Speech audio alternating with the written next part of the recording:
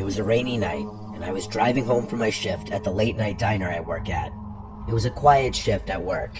I had a weird amount of energy still, so I knew I was going to have to pop a melatonin when I got home. I was driving my usual route, a scenic road during the day, but majorly dark at night, lacking many light posts. There's the occasional little parking lot with cute little strips of stores or family-owned restaurants and shops, and then just stretches of nothingness.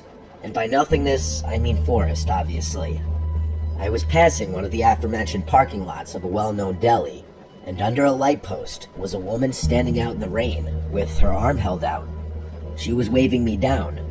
I slowed as I realized it was a slightly older woman, who appeared to be in her mid-50s maybe. This woman was really tall, like 5'11 or 6 foot, but very skinny. I lowered my window and yelled, "Do you need a ride?" She came over to the front door and opened it, chanting how much of a hero I am. I asked where she's heading, and she said just up the road to town. She was soaking wet, getting my car all wet, but I like to think of myself as a good person, and I couldn't in good conscience leave another woman out there in the cold rain. However, picking up a random man, on the other hand, would be a different story. The woman seemed sweet, but I noticed as I looked at her while talking to her, she was missing a few teeth. Very, very off-putting. I had to now wonder if she were homeless.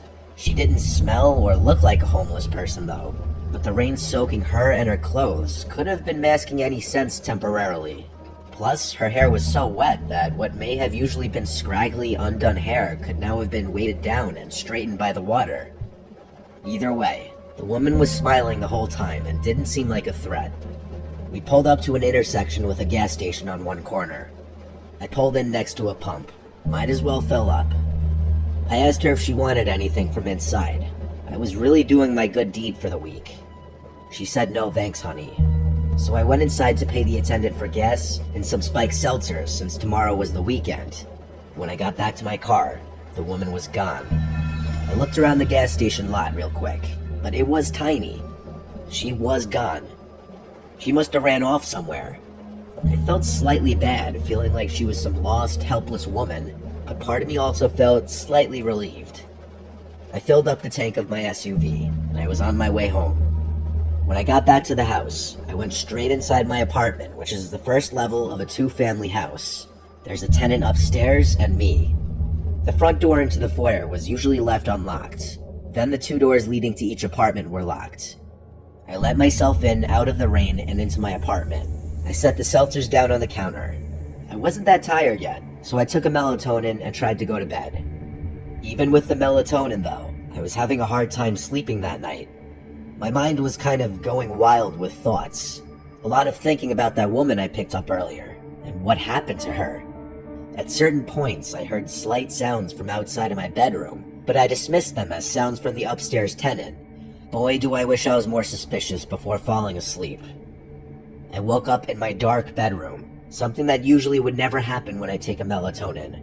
I usually sleep like a baby through the night. I sat up feeling drowsy, feeling really thirsty too. I reached over the table next to my bed for my water, and then I saw and heard something across the room from me. I saw someone crouched in the corner of my bedroom behind a clothing dresser with their legs folded.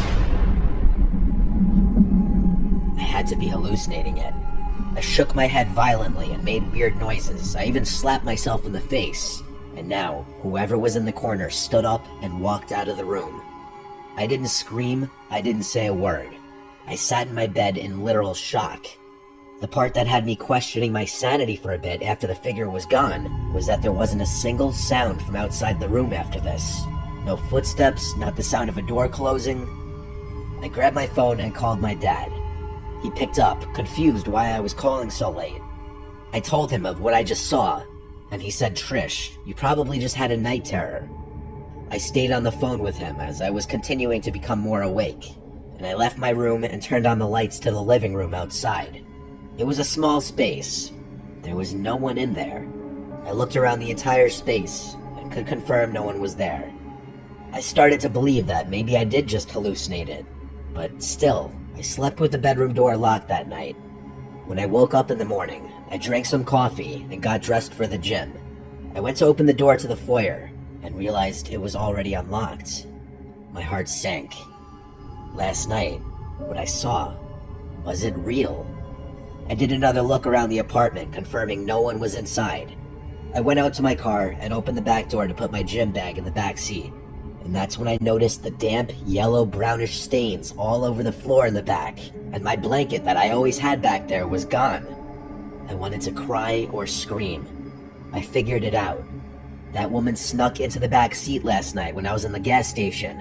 She either somehow unlocked the door to my apartment, or I mistakenly left it unlocked. I called my dad again, frantically asking him what to do. He said check and make sure nothing was stolen, and if nothing was, then calling the police really wouldn't do anything. I checked the house and didn't find anything to be missing, just my blanket from the car. I skipped the gym that day. In fact, I stayed bottled up in my apartment for a while after that. I was just genuinely disturbed. I didn't want to live there for much longer after that, and so after that month, I found a new place to live.